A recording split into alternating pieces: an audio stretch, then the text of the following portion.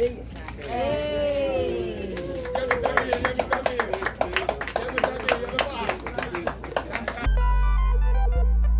Barrett Town has millions of Jamaican dollars of dead capital. What do I mean? These wonderful houses that you have, these beautiful facilities that you've created on lands that don't bear your imprimatur, that means your name. You're not really owners because you have no legal representation. So your ability to convert that dead capital into wealth is almost zero. You can't go to the bank and borrow against the asset. You can't leverage that asset that you spent so much money on over time in order to improve your own position, to educate your children, to send them to university, or even to buy additional assets that you want. And that is the most important thing, Dr. Henry, that we have to do for the people of Barrett Town, to give them tenure and that sense of full ownership of the piece of land on which they are. And I want to say one more thing in terms of where we go.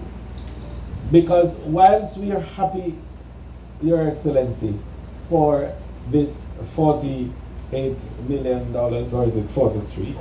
43 million facility. Before this health center is finished building, it needs expansion.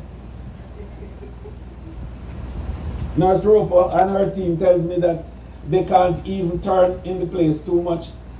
And then, more importantly, the flood, right, of people who come in on a daily basis for health services. But the truth is that Barrett Town, when we had this little facility, God bless Dr. Herbie Eldermeyer, who got it built for us, was a little place.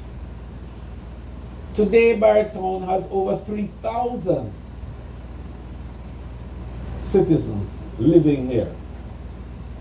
The landscaping is emerging, and I want to ask you and urge you to please take care and help us, nurse.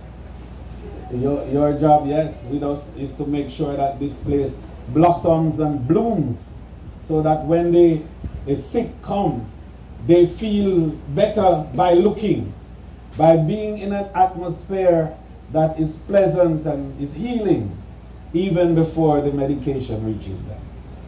And this is why I wanted to spend the time to make sure that we do an adequate landscaping, so that the ambience generally around can reflect the will that we have to heal, to refresh, yes, and to rejuvenate. Let your eyes begin the process of your healing. The European Union is very committed to continue to assist the government of Jamaica, and we are very much looking towards health. I mean, health, education, security are the fundamental building blocks of any society. We're very pleased that we have been able to do so, and we've been very active here in the health sector.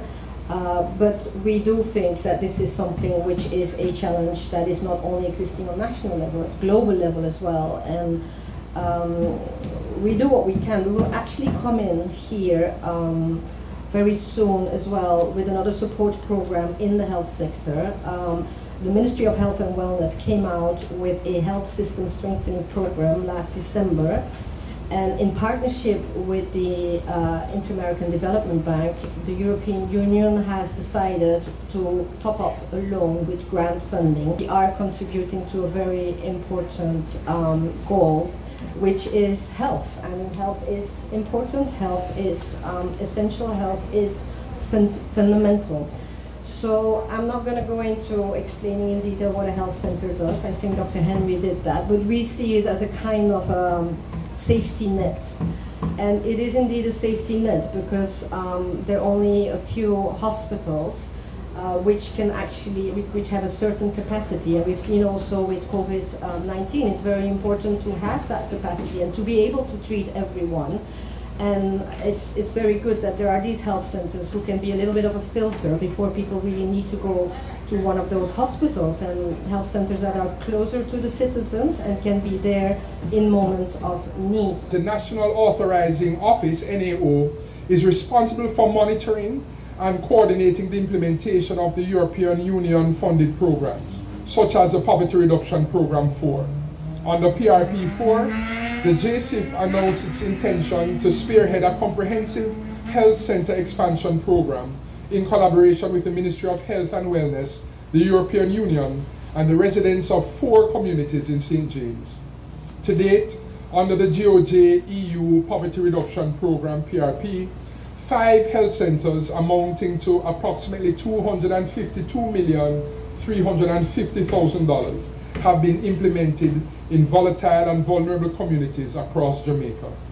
The health center will provide significant benefits to the community and surrounding areas in the following ways. 1, the center will focus on people's well-being and will support individuals and families to attain a high level of holistic health.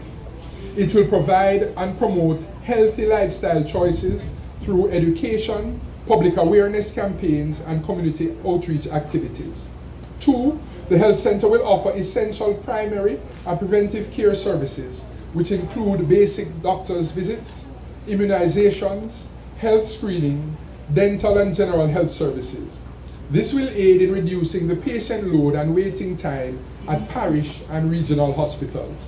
And 3, the center will also provide preventative care and assistance to patients through monitoring of chronic conditions, which will reduce medical costs as well as expensive emergency visits and hospital stays.